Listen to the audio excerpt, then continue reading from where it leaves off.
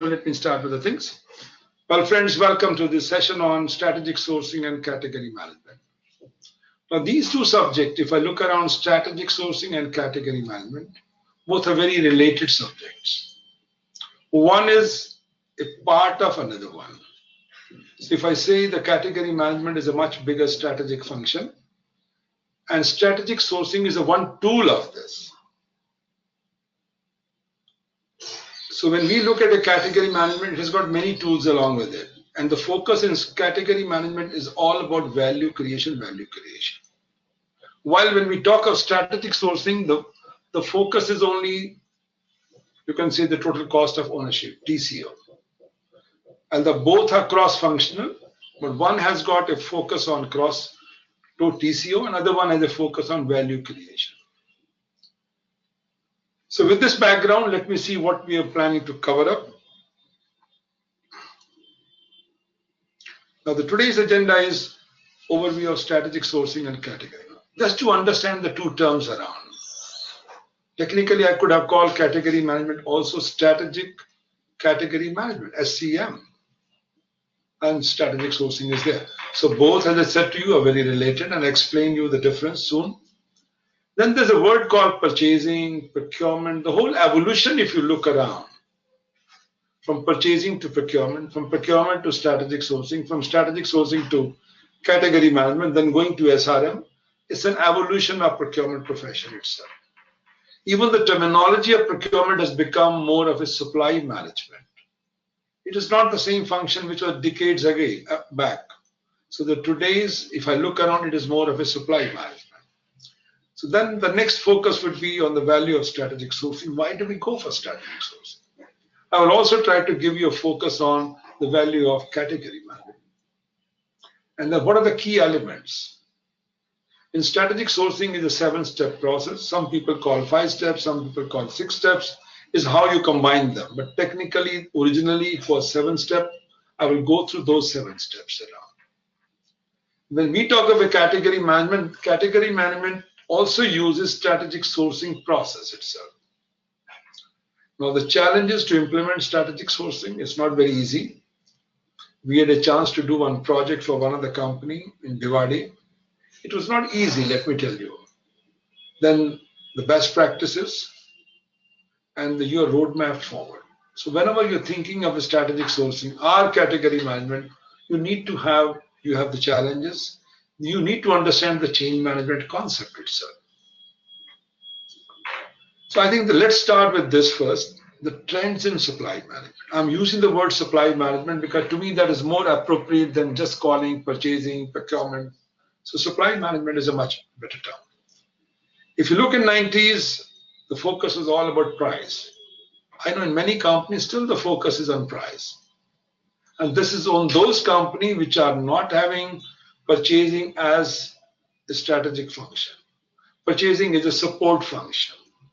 In those places where it is a support function, your operation people, your HR people, your other customers in-house, they will tell you the needs, they will give you the specs. To some extent, they will give you the name of the supplier also. So your job becomes only to place an order.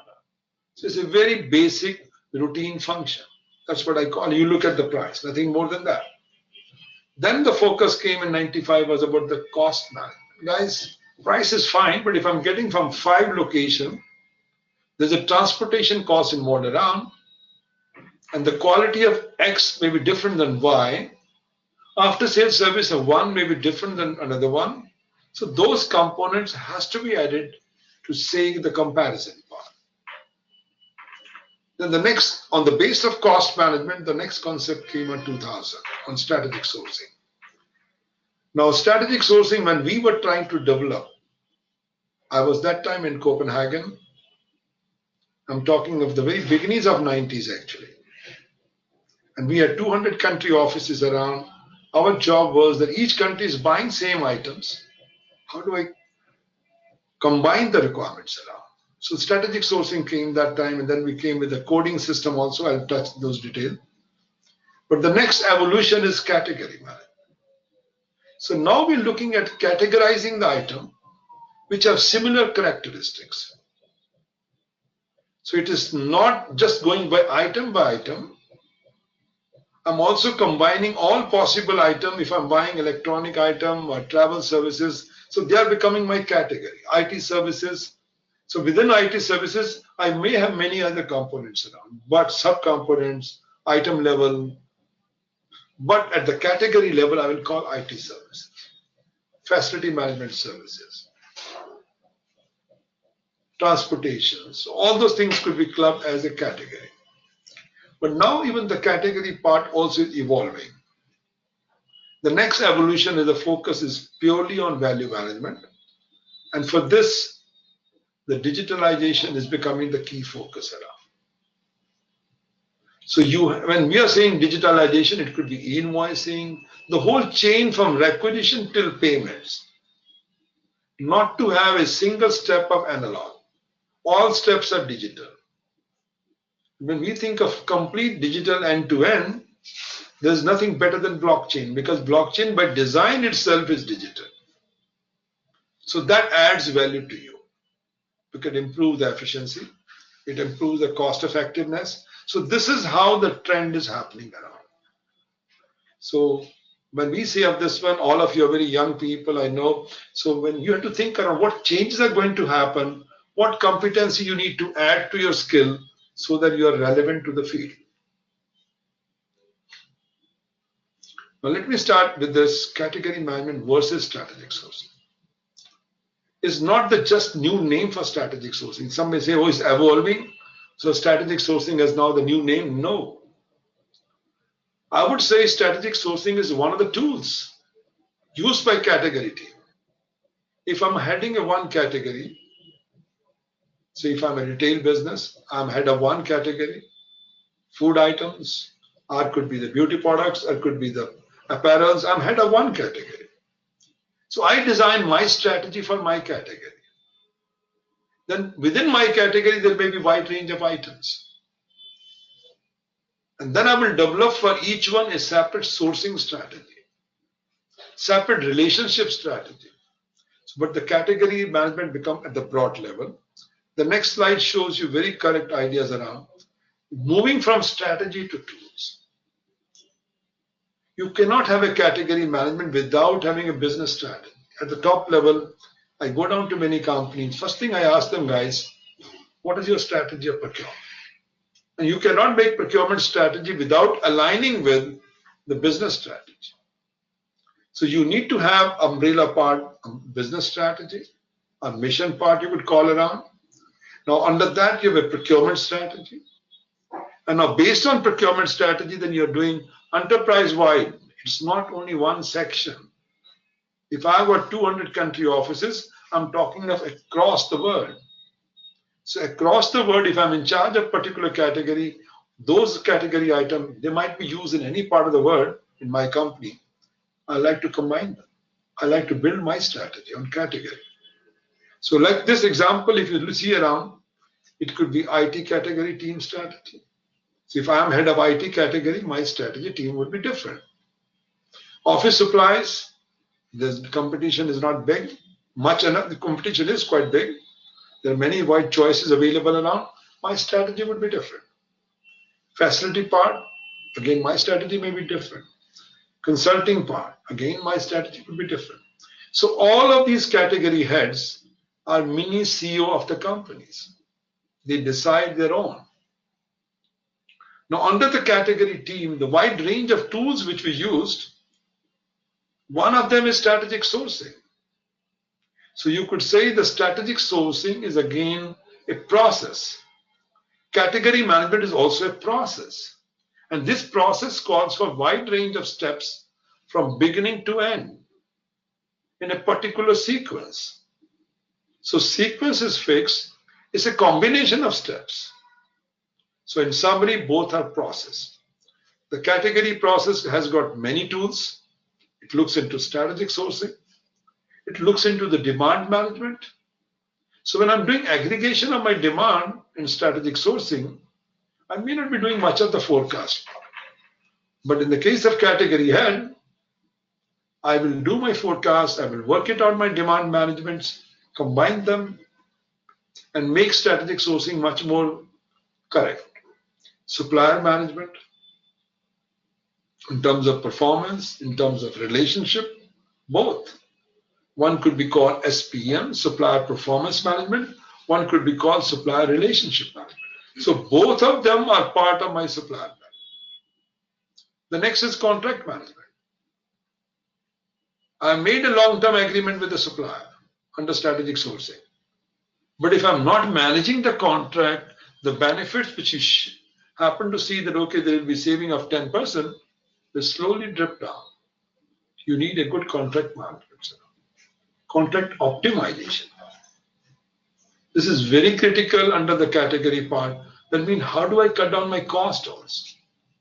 I want to optimize my process, less of risk. Delivery comes in time, quality comes in time. So that's the way we look at optimizing the category. Now, from that I can summarize the category management is a broader than strategic sourcing. Or in summary, I would call strategic sourcing is one tool of category management. That's why in the evolution process, we happen to show you strategic sourcing, and the next was category management. So strategic sourcing is typified by a set of periodic process, and the purpose is what? To reduce the purchase cost. And how are we doing? By aggregating the demand and rationalizing the supply base around. The example I can quote from my personal life around is in 90s when I was based in Copenhagen, our volume of procurement, let's say even of IT equipments, 200 country offices, was around $15 to $20 million a year. Now, if I look around the suppliers, each country office was using their own supplier.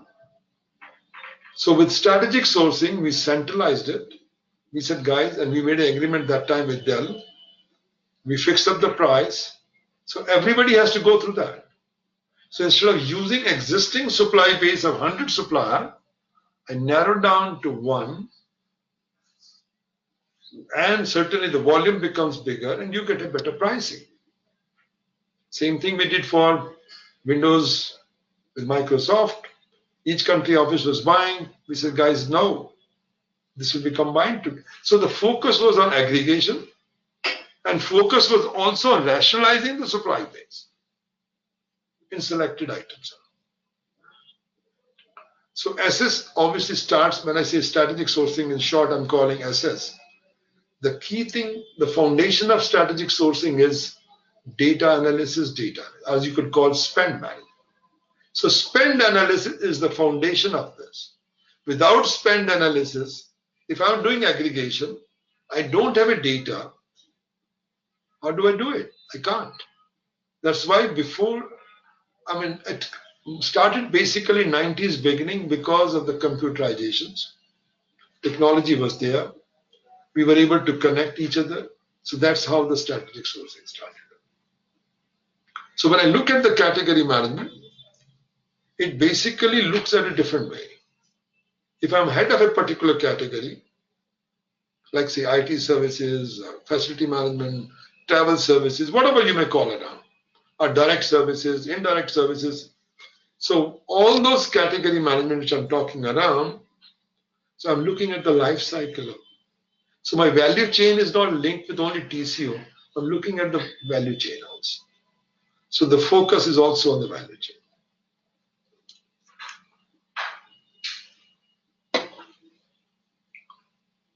So in summary, strategic sourcing as a tool of category management becomes part of the holistic.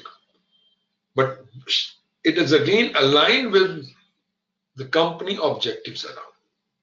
All of us know very well, and I do ask wherever I visit as a consultant, that you need to have a vision, you need to have a mission, you need to have objectives, and based on objectives, you have a goals, and those goals, you have to work it out. What are the business goals around, business objective around, and then based on that, procurement department, any function has to develop their own objective.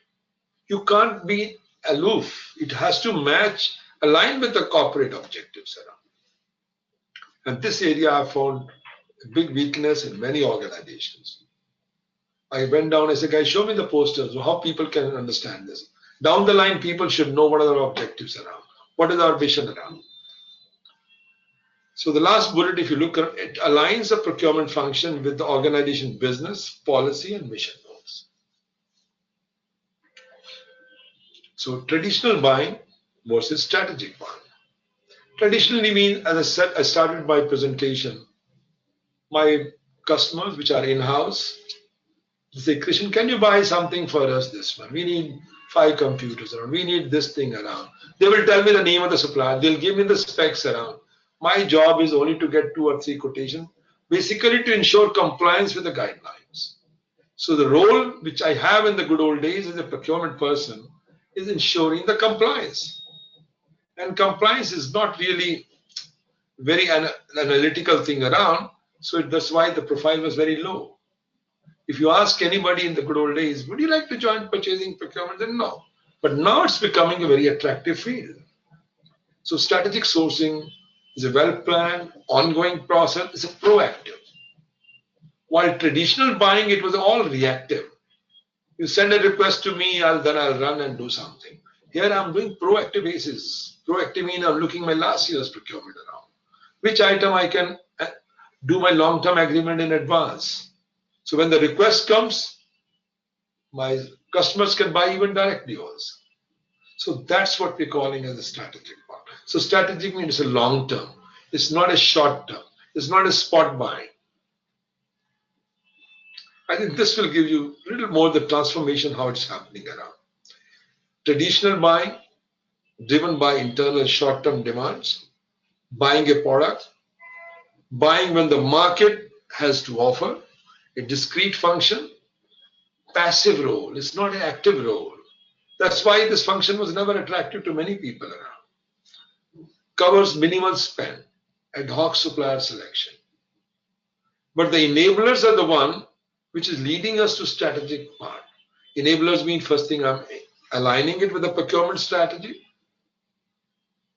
Separate purchasing function from strategic sourcing. So within the organization, if I say procurement or supply management, I've got 2 pillars. One is called strategic sourcing, other is called procurement, purchasing. So purchasing is my transactional activity and strategic is my long-term activity. So over the time, if I see back 20 years back, if I see, I'm talking in the US because most of the time I was there, if I've got 100 people in my procurement team, I would say 40, 50 were doing strategic, 40, 50 were doing transaction part. But now over the time, 70% are doing strategic part and transaction part is shrinking. And India also, I think, is still on the same pattern going on, I would say. The next thing we try to analyze are market developments. So market is also changing, is not same. New suppliers are coming in. New substitutes are coming in. If I'm working with the automobile company and in the past I was buying a normal incandescent lamp for the headlamps and now it has come LED lamp, so new supplier has come in, new substitute has come in. So the market is also fluctuating, new technology is coming around, and then the strategic value of sourcing function by developing specific KPIs, including service level agreement for services. All these are leading to me strategy. So strategic is driven by the business needs. CPO influences the key decisions, a cross-functional process, covers maximum spend and future direction based around. So you are setting the direction for the future. It's not a short term, it's a long term. So that's how the transformation is going on. If I have to summarize the same thing in 3 parts, strategic sourcing, purchasing or procurement operation, and this is a purely P2P. And the strategic sourcing is S to C, sourcing to contract. Purchasing is P2P. And then I've got vendor management. Sometimes we may call you supplier management, vendor management. I'm using the word vendor because in all ERP, you know very well, once somebody has done business with you, you call them as a vendor. So I'm calling the word vendor management. So you see the activity which are required around a strategic sourcing. Starts with analyze spend, manage the demands, define the sourcing strategy, qualify the suppliers, negotiate contract, manage the contract, and risk also. Procurement people who are doing P2P, 70 to 80%, if Maya has already covered the strategic sourcing, their job is just to place order on the same what has got long-term agreement. That means when I was doing in my headquarters in Copenhagen, if I had tied up with, let's say, Toyotas, I tied up with Dell, so each country office, they were doing P2P, then they just go to the contract which is already fixed up. Price is fixed. So it's basically a transaction. To me, the P2P was a compliance, nothing more than that. So my data is covered. And then vendor management is another pillar which is there. The vendor management, I would say, goes more into the category management where people are really managing the vendor part. Summarize the strategic sourcing, I would say it is organized, collaborative function, and structured process. So organized means it's an ongoing process. It's not one time. Since the market is changing, suppliers are changing, the better suppliers are coming in, or my existing suppliers may be behaving in a wrong way. So it's ongoing activity. It's not that you have made a long-term agreement and then you're stuck for the lifetime with that. No. If you feel there's a need to change, then you're welcome to change. So it's an ongoing process. It's not one end to another end. So strategic sourcing is not the destination only. So you have to loop back again, depending on performance. So when I say systematic, it means it's agreed upon process. The process is fixed. If I'm the category head, I've told my team that this is my strategy. Process is fixed. Similarly, and within my category, I may have 20 items, 30 items. For each one, I follow my set process around. Similarly, my counterpart, another one who has got different categories, dealing with services, their strategy may be different. If you really look around, the supply chain of services versus manufactured item is different. So they have a different strategy. So there's one is called organized, systematic, and the last word is collaborative. So we are moving away from the old silo function, moving away from the old support function. We are becoming a collaborator. That means I'm trying to deal with my design people, I'm trying to deal with my production people, I'm dealing with my customers, trying to understand, can I change this? Can I do this? My supplier comes and tells me, sir, if you change this specification, maybe I can get you better pricing, better quality. I can go back. So it's a collaborative function. The primary objectives, the way we look around strategic sourcing, is to reduce the cost of goods and services, which any common sense will tell you that if you're doing aggregation, I think in every office we talk around, oh, I'm buying 10 pieces. If I combine together, it's 1,000 pieces. Can I fix the price for 1,000 around? So naturally, the volume gives you, the aggregation gives you better pricing. That's a key funda. Now capture the resultant saving. So naturally, when you're buying in a bulk, you're negotiating in a bulk, you're achieving saving. And those savings are straight going to the bottom line. Create contractual alliances with supplier to support the long-term goal. Maintain and improve the product qualities around. If I'm a supplier and made a long-term agreement with you, if I want to carry on the business for a long term, I'll be cautious about the quality. I know if once you have thrown me out and the word of mouth spreads, nobody else will take me. So I will try to give you the best quality, improve business functions, optimize the total purchasing process. So this is how we look at it. When I said about the cross-function, I think let's understand the term cross-function. Because so far, many of the procurement people I've seen around, they work in a silos. Very rarely they work along with the customers. Very rarely they work with, in case of manufacturing, work with the production people. Rarely work with the design people.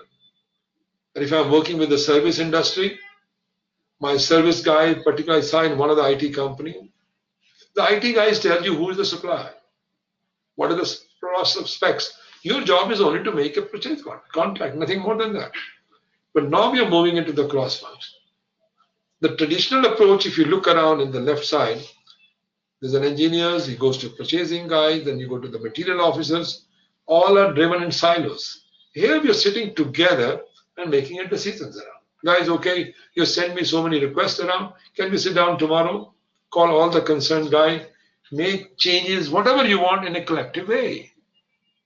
Not pushing emails together back and forth from one file to another file and this. So if 6 people are involved, you sit down as a team and make a final decision. And this responsibility is a joint responsibility. While in the case of when you are heading a procurement, it's a functional responsibility. But the moment I go into the strategic or category management, it becomes a joint responsibility. It improves the communication, cut down the cycle time. So that's the beauty of a collaborative approach around. The process which I look around is 7 steps. In category management also we sometimes use 8 steps, but the key process in category management is also the same. Except the strategies could be different, but the process is same. The phase 1, the business plan. You try to work it out, the business plan. What is my spend? What is my gap? What are the team people want? Try to make a charter for that. Process plan, the baseline, segment the whole things around into 2x2 matrix, and try to find which are my leverage item, which are my critical item, which are my bottleneck item under each category. Then we are looking at the data acquisitions, evaluations, supplier selection, which I'm sure most of you are conversant, negotiation, implementation, and last is performance value. And depending on the performance, again, you may have to review the whole process. Now, I've tried to put those things into the real 7-step with the way it was designed in the beginning. So it gives a very basic understanding of what are the 7-step methodology. The very first, conduct the internal research. So you do the internal research. What is my spend? Who are the peoples? How much time I get? What type of suppliers I'm using around? Are they good supplier? Are they bad supplier? How do the price compare with the benchmark? The complete research around. The second I try to do is assess the supply market. So in the first research, I try to identify the items or category where I feel to focus on my strategic approach. Now for that category and item, I try to find my supply base, supply market. Now supply market is not only within your own country, you're looking at a global basis. And then I look at collect the supplier information. If I feel I have got 5 incumbent, already I've got 2 people who are working with me, the 2 incumbent supplier, but then I find 10 more, then I try to collect the information from those 10 as well. Then I compare the 2, and then I go through the whole solicitation process, evaluate the offers, negotiate, and after negotiation, I do the implementation and manage the supply base. So when I say managing the supply base, we are looking at performance. But keep in mind the last term, which I say the last term, since we had a very practical experience around I had with one of the companies in India, implementing has a problem. And this is a manufacturing company. We came up with the new suppliers, we got the products around, but when the product came, people have their own perception on the floor, shop floor. And they were trying to find fault with that.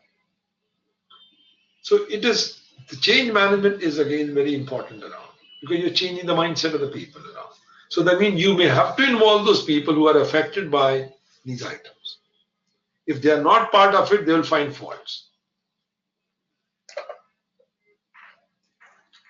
Okay, so let's start with the very step 1. So my plan is to cover all the 7 steps, and that will finish our strategic sourcing part. Assessing the opportunity. What actions we need? We form a team.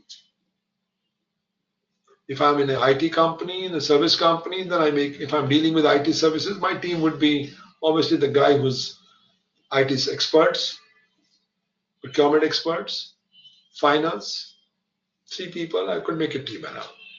But if I'm in a manufacturing, I'll take the designer, I'll take the quality control guy, I'll take the finance guy, I'll take the production guy, I'll form a team around. Identify stakeholders. Who are the stakeholders? Who are going to be affected with this activity around? Nobody wants change, you know very well. If you don't bring change, they will grumble, but you bring a change, then again they'll grumble. So that part you have to be very careful. Who are the stakeholders? You have to carry them. This is where we see around is strategic sourcing, category management is only successful when it's top driven. If it's bottom driven, it doesn't work because nobody's going to listen to you seriously. Even the position of the procurement head counts a lot. If your position is much lower than your counterpart, people don't listen to you. So you need a position at level with finance head, other heads also around. So spend analysis. Categorizations. How do I categorize? I would still say many of the companies, our categorization is not done very effectively. Even the big companies I've seen around now, they are changing some of them. I had a chance to work with one company. They are moving into UNSPSC, but in the past it was all random code numbers. Stratify the market. Communicate the team scope. So what are we expecting from this step? The team has to make a charter. Current stakeholders. Who are the stakeholders whom I have to keep in touch all the time? Whom I have to brief them regularly? Or external spending, related cost. Identification of specific sourcing opportunities and issues. Initial sourcing team and communication plan. Stakeholders, mind the program. Now, when we talk about if I'm supposed dealing with particular category, and within category I've got 20 items. Now, out of the 20 items, which one I should make as a quick hit now? So you have to identify, start with something which is low-hanging fruit. Don't take it a difficult job. If you're doing first time in your organizations, everybody's eyes are on you. They say, oh, this guy was talking of strategic sourcing, category, big words. Oh, results were not so good. And people will quote it for next 10 years, same thing. So in the process, procurement will remain only traditional procurement. So try to identify the low-hanging fruits. Whereas you are certain I can show my results. I can certainly show my savings. So once you're able to demonstrate a positive thing, it will have multiplying effect. The confidence will come to the top management that this guy is talking sense. So we need to move into this direction. This is why sometimes when we start going to, oh no, we are different than others. But when it comes to spending money, there's no difference. We can always do this activity around. Internal research. Now the positioning, as I said to you, the people who are heading procurement, who are dealing strategic sourcing, they need to be at the very senior levels around. If they are not, if I'm a category manager, I'm a junior guy in the whole organization, why should they listen to me? You need the power come with the position also, you all know very well. I mean, power can come with two things. One, with position. Second, also come with your knowledge. If you have a strong knowledge, very good knowledge, people will listen to you. Or they will listen to you if you have a power. But if you're a junior guy, not much with knowledge around, others will say, oh, you don't know much about it, you just buy it. As is analysis. So when I'm doing the activity in step one, I'll say, guys, what is my spend part? Future spend analysis. Now the future spend analysis, if I'm a category head, I can do the demand management, and that demand management part can be built into this. Market analysis, categorization. There are a wide range of analytical tools. We call them as PEST, SWOT, Porter's 5 forces, which are used in this stage around. Porter 5 forces, I'm sure you all are very conversant, 5 forces. PEST, political issues, economic issues, social issues, technological issues. SWOT, I think we all use it in our personal life also. What are my strengths? What are my weaknesses? What are my opportunity threats? Even on our personal career also we use the SWOT analysis around. So it's a wonderful tool around. So same tool we use, all these tools are used when we try to analyze as this part. Now categorization is the one very important around is, how do I categorize my item? I mean, the categories are there, but within those, how do I code them? How do I classify them? So the classification, which is universally accepted, is called UNSPSC. And I would call this is my baby because I started it. I'm the founder for this around. I worked on it, and later on, when I left, I think it was given to an NGO who is maintaining it, called www.unspsc.org. Even if you go there on the site, you will find it is the ownership of UNDP. UNSP, United Nations Standard Product Standard Classification. It's a hierarchical classification. It helps you to do the users to search product more precisely. And it allows manager to perform expenditure analysis on category basis. Each level contains 2 characters. So maybe I can show you in the next one. So we start with the segment. The next is family. So I think I would compare family with category, you could call. So within family, if I call family is my category or a class, so within family I've got a class, I've commodity, I've got a business function. So commodity mean is an item level. So the segment could be much broader, much bigger family, but family I would say which has got more or less interrelated commodity categories. Segment could be all electronic item, but within electronic item which are related to IT part, I may have in the family segment. Others, if they're related to medical part, I'll relate with the medical one. So we have the families, we have the class, we have the commodity and this function. I think another example we could take up like this. Now the segment here is shown as office supplies, office equipment, accessories, supplies. Supplies are one, accessories, and equipment. Now, office equipment, whether it's a laptop, whether it's a printer, whether it's this, they're all clubbed under 44, yes, at a segment level. But when I look at the family level, which to me is a category, so category of the family is office supplies. So if I use 44 followed by 12 and rest all 0 zeros, that become my category. 4412 becomes a category of office supplies. So within office supplies, I could have pen, paper, pencil, clips, everything around, staplers and everything around. So if I want to go still further, I can go at the class level. And if I want to go at the commodity level, whether I want a refill, I want ink, pen refill, I can go at the commodity. So you could call item level. So this is how 2 digits at each level, 8 digits. Now you can also use extra 2 digits for the business function. If tomorrow you want to analyze how much is my procurement from traders, from small and medium enterprises, from women enterprises, you could add this clause around. You can give a code number there and you can do analytics much better. So if I take around UNSPSC, it's 10 digits, but people are using 8 digits at 4 levels. Segment level, family level. Family is a category level you could call, class, commodity, and the business function. But some places, I remember when we had a meeting with the government, they have come up with the GEM, Government Electronic Market. So we advise them that you should try to incorporate business function. So you can analyze how much is from SMEs. So those factors I think can be built in that.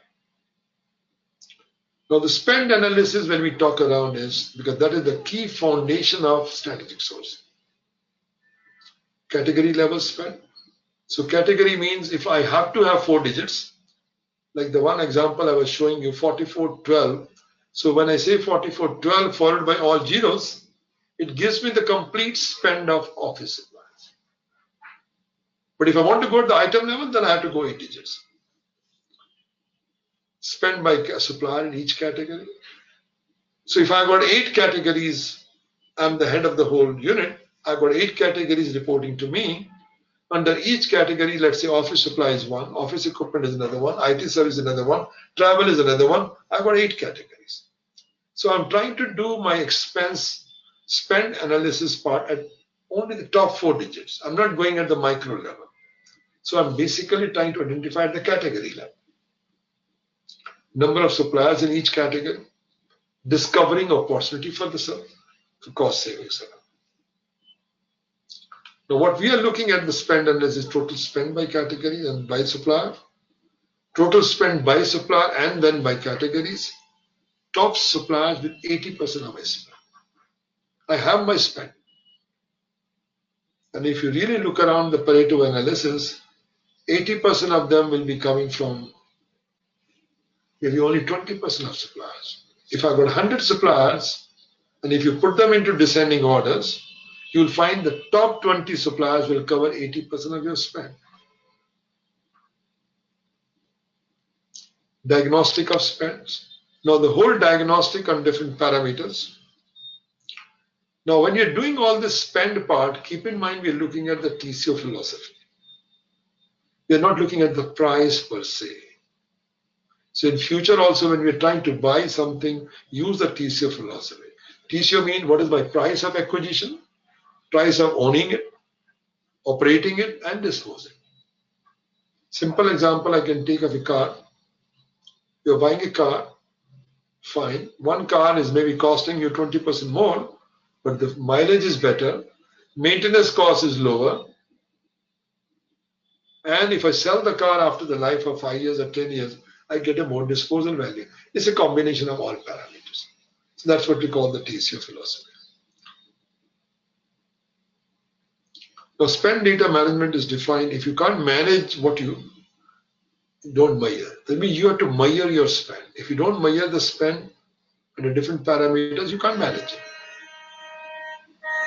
This is how it look like. The data for spend could be coming from account payables, could be coming from operating system, account pay, different places it might be coming around.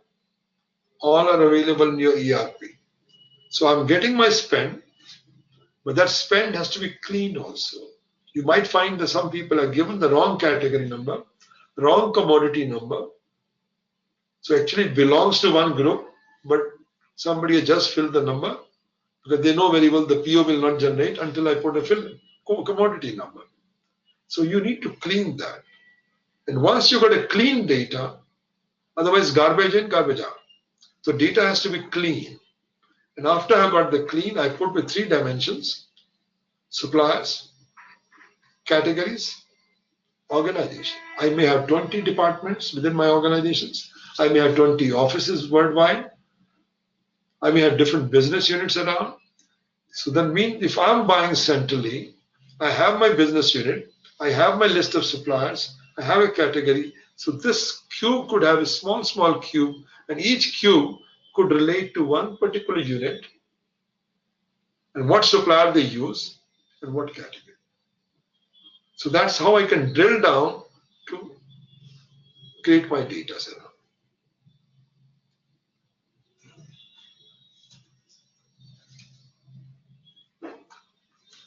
Sorry guys, there is some problem. I think just one sec.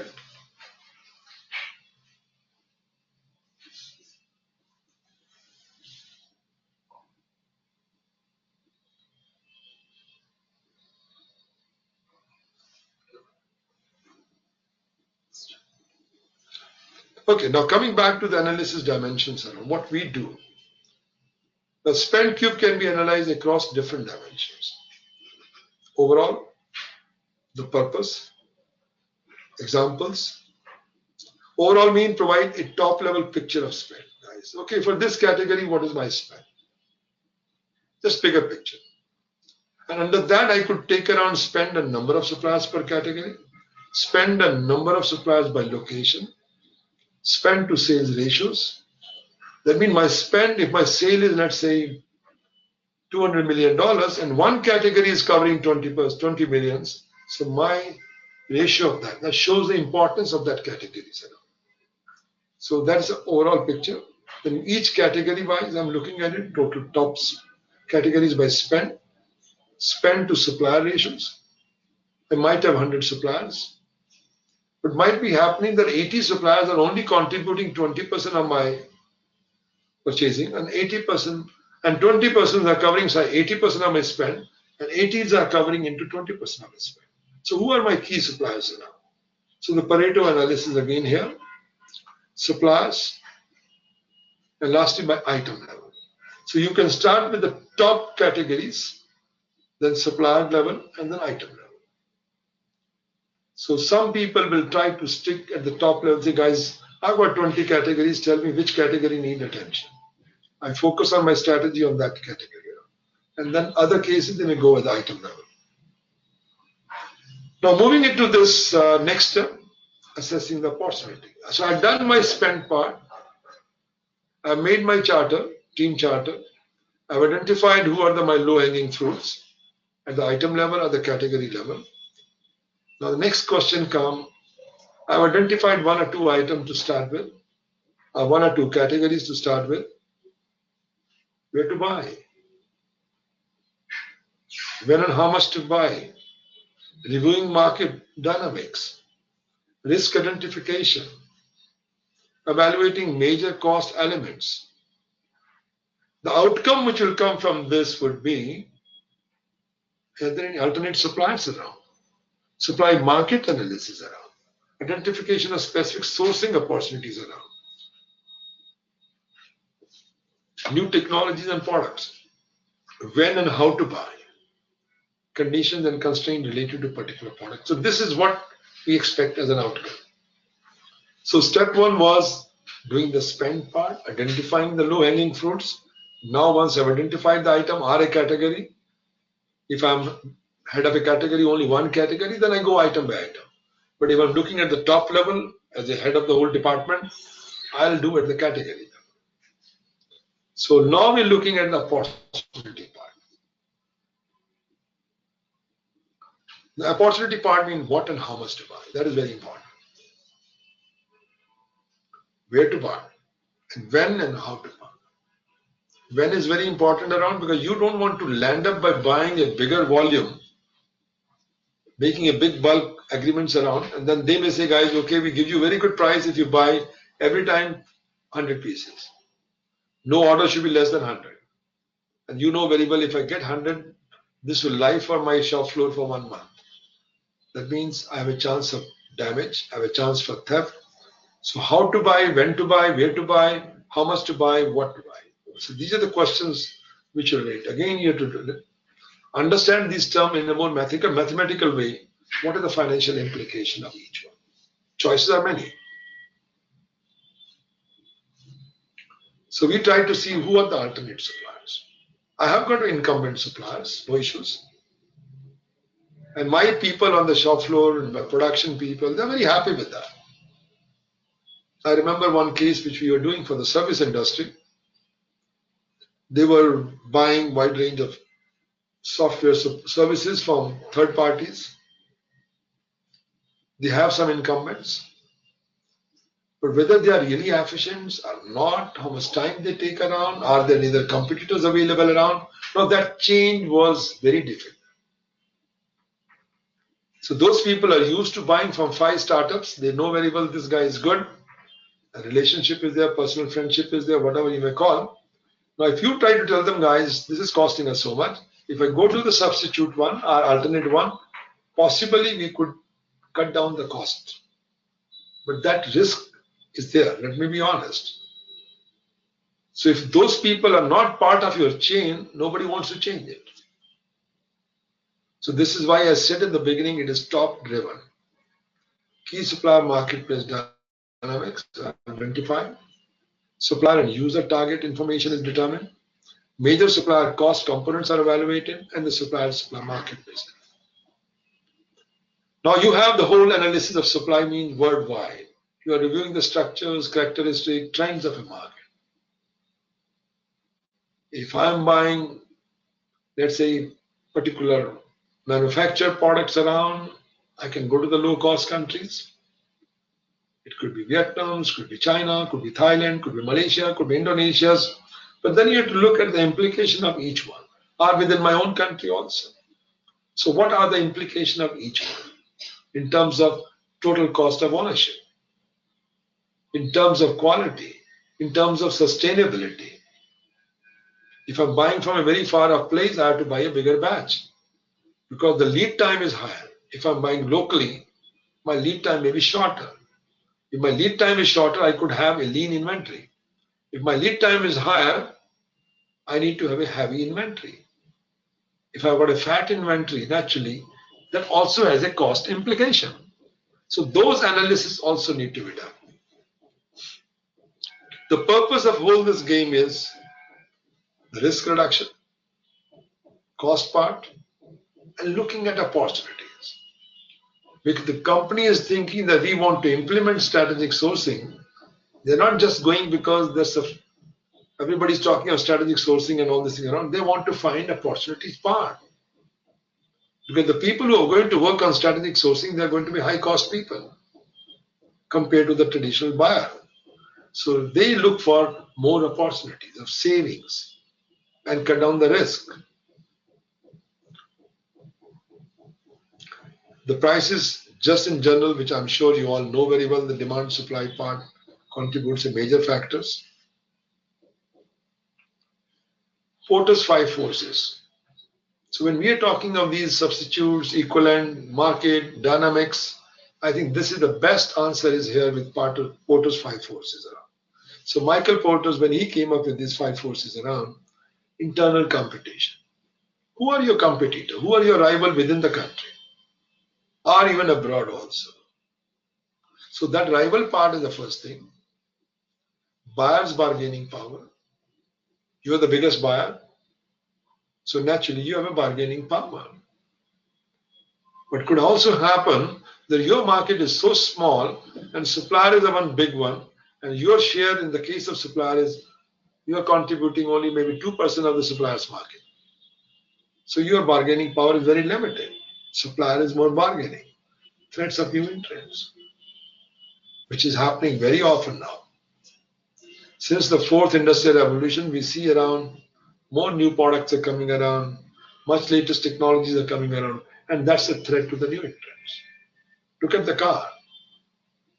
So we are looking at the electric car versus the other car. So Tesla is becoming a threat for many of the existing ones. So that also could affect the whole dynamics of suppliers.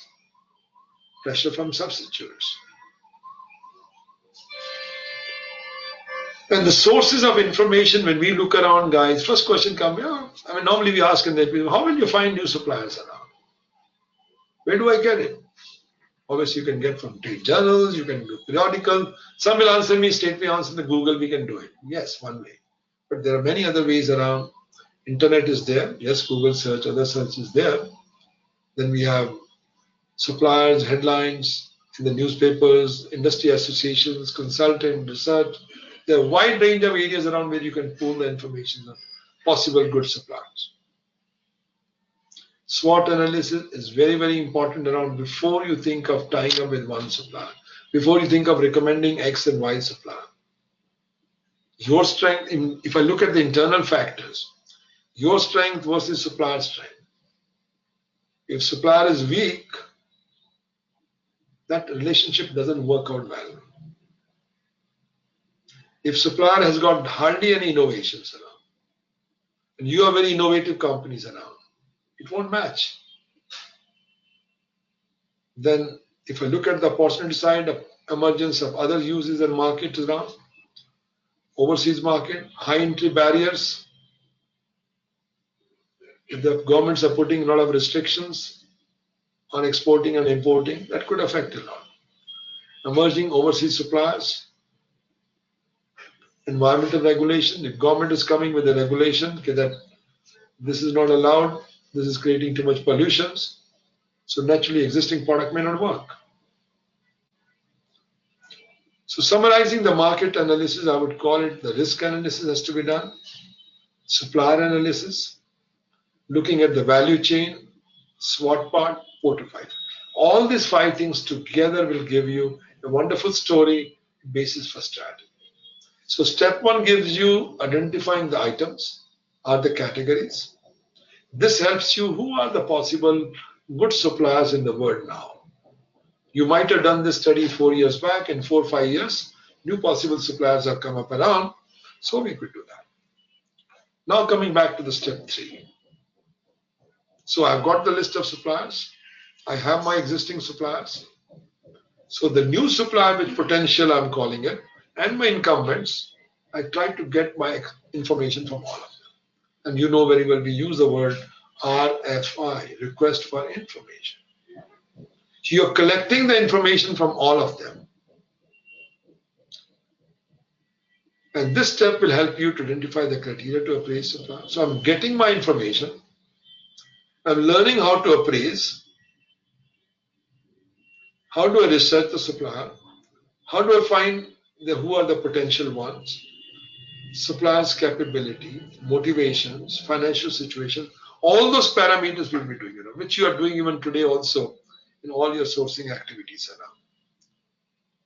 So RFI is a tool which we used. It's used to gather information to make a decision on what steps to take next. I just cannot say, oh, I've got a wonderful suppliers, there's a big ad around. That's not good enough. You have to do RFI to collect more intelligent information to do this. So what we are doing when we get the information around, financial informations, annual revenues, total assets, annual revenues, financial rating, sales growth, organization structure, culture. Culture is very, very important around. If your company culture and their company culture don't meet together, you are very quality conscious, they are not quality conscious, they are only saving, they're only looking at the profit, it may not match. You are very time conscious, delivery fixed mean fixed. The guy takes it very easily. Dedication to business development. The process for it. So supplier research you will do. What we are doing is a cost structure, financial status, customer satisfaction level, support capabilities, relative strength, buyer's fit, how the company is viewed around. So this gives you a lot of screening criteria which you have to do around. Appraisal criteria, you could go with the weighting also. So you could give a weight to the technical part, product reliability part, lead time. Instead of just looking at the price, you're giving a weightage to each one because they have implication on your cost. So you could give the weightage on technical performance, product reliabilities, lead time to deliveries, content availability. So based on that, you say, guys, after 12, only 5 or 6 are relevant to me. Rest, no. So now when we're talking on the financial health, this is very important around, I think, procurement people should also have a good exposure on understanding the balance sheet and the profit and loss statement. Particularly when I look around the solvency ratio. You want to see the company is not financially strong. The current ratio and asset test ratio. Those are two very important parameters around. I think all procurement people should know what is current assets, what is current liabilities. I mean, simple firm rule is if my current assets is able to cover my liabilities, I'm okay. I won't be bankrupt very fast. Asset test ratio, the only is a much better improvement on the current ratios. Current asset, I might be showing a lot of my inventories, but those inventories are obsolete. Product has become obsolete, but still I'm books of account I'm showing as assets. So this becomes much more, that's why we call asset ratios. Current assets minus stocks divided by current liabilities, again should be better than one, that shows you. Appraising supplier. So this step is all about appraising. The two words, appraising, rating. Appraisal is done before you give the contract. Rating is done after you've given the contract. A way of determining how supplier will perform. You're trying to make your own assessment. Guys, Bill, how will this perform? Basis of developing a list of approved supplier. So you're trying to say, guys, these are my approved supplier, and now with these supplier, I'll go with RFP or RFQ or whatever. One parameter which we normally miss, I don't think we are using in India very commonly, the motivation part. Supplier may be capable, but are they motivated to work with you? Or they treat you as a very small buyer, so they are not motivated. So I think this parameter certainly has to be given a weightage around. It's just like when we hire a staff also. The guy may be the smartest guy, but is not motivated to work with you. Same way with the company around. So the equation of performance is capability into motivation. Passion has to be there. Coming back to the next step. Now coming to supply strategy. So supply strategy goes to Peter Krasik model. I will just go to that straightway. So basically, this is called supply positioning model. I'm sure all of you are conversant with 2x2 matrix. So we try to divide the whole spend. If I'm looking at category level, then I'll put all categories into 4 boxes. But if I'm heading one category, and within category I've got 20 items, I will try to spread those 20 items into these 4 boxes. I'm head of one category, and within my category I've got 25, 30 items, and I'm trying to put them into 4 boxes. And if I go on the much higher level, at the CPO level, that guy is not looking at the item level. He says, guys, tell me all 20 categories, which category is critical, which category is bottleneck, which category is leverage. So this is the one very critical to decide your sourcing strategy. If item is a routine item, or category is a routine item, low risk, low values, I would like to make e-catalog. It's a high value. Risk is very low. I've got multiple choices. Then I would like to do reverse auction. But if it's a critical one, bottleneck, critical mean high value, high risk, this is the place where I want to start with strategics. So strategic sourcing, strategic category management will start from critical and bottleneck item, not the other areas around. So my starting has to be there. Coming back to the next step 5. So I will define which are the one I'm going to use my strategic category management, our strategic sourcing part. Now I've identified the suppliers. My incumbent is there, my others are there. I've done the appraisal. Now I'm sending RFP or RFQ. If it is a proposal you want, like solutions, particularly for services, I use RFP. Is it standard items? I use RFQ. Standard specs, I use RFQ.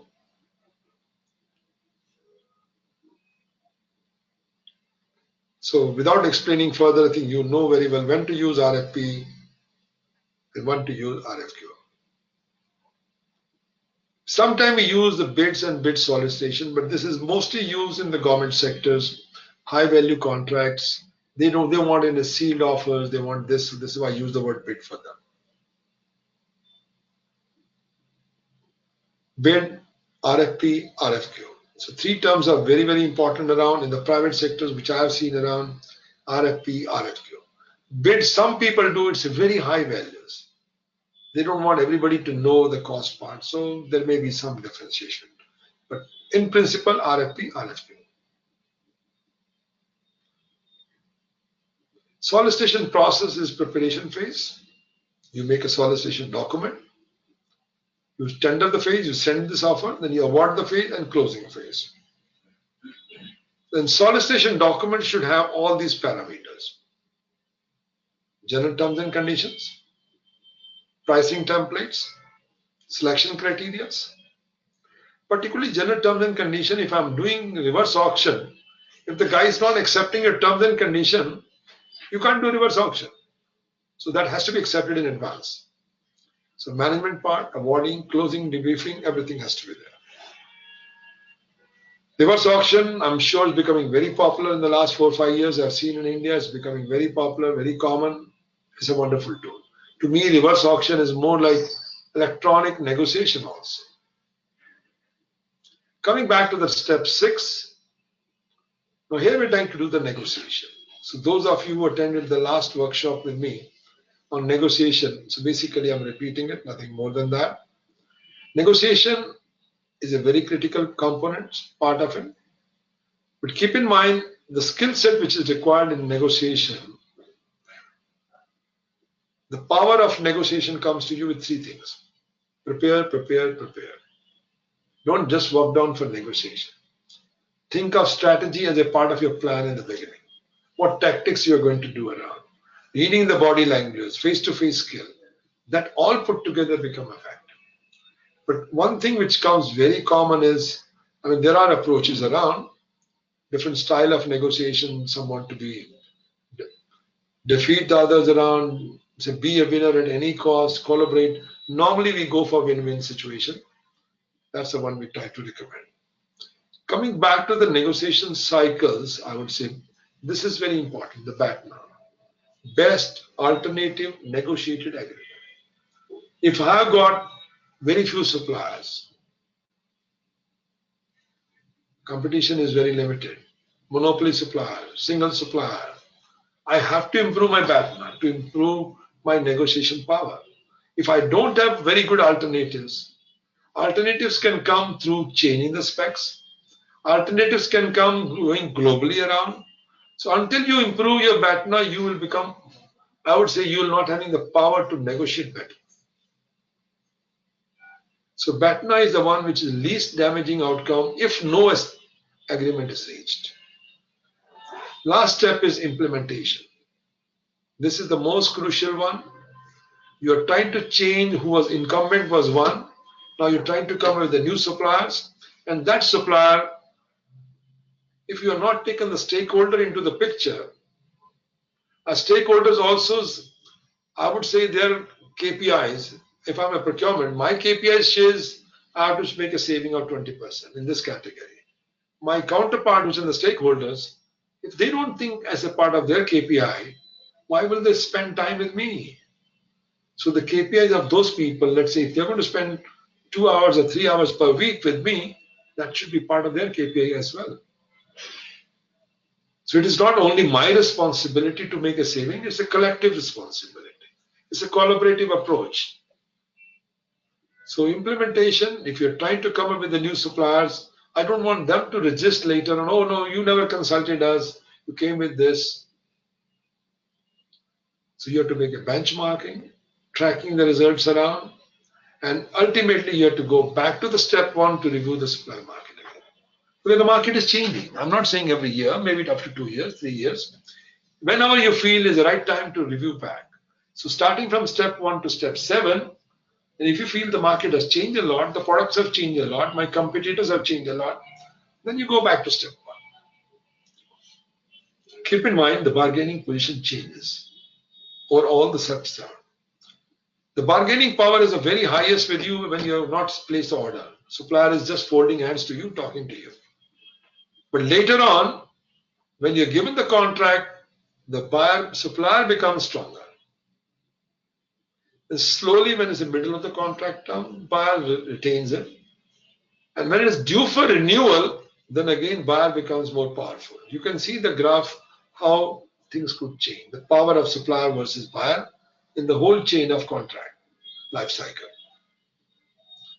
You have to develop the baseline matrix, because without matrix, you cannot measure the performance. You need to have the matrix, and then you can say, guys, this long-term arrangement which I made is sustainable over the period. Otherwise, whether it's sustainable or not, that's a question mark. You could have additional baseline questions.